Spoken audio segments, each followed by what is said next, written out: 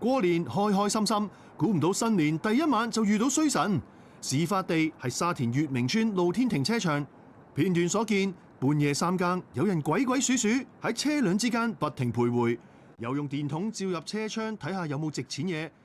然後行去下一架車左望右望。下一條片，車窗玻璃已經俾佢打爆，佢就直接伸手開車門，好快就偷完嘢，然後就向隔離架車埋手啦。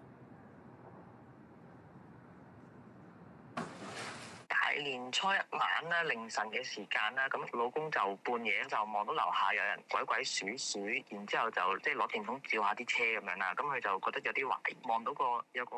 着黑色衫嘅男人啦，咁啊即係每一架車都照下，咁跟住然之後就最終喺兩架貨車之間就落手就打爆咗玻璃，然之後就即係偷咗啲嘢咁樣咯。跟住之後咧，嗰個賊人就應該係見到當時有的士啱啱翻到嚟，咁即係有啲住客翻嚟啦，咁啊就即刻就走咗去啦。我哋今日嚟到現場咧，見到懷疑涉事嘅貨 van 仲停喺停車場度，而佢被打爆嘅玻璃咧就用膠紙封住。曾經有看更出過嚟望過嘅，應該知道係有人爆咗架車嘅。其實到今日啦，咁我都冇話見到可能大堂有咩標示啊，或者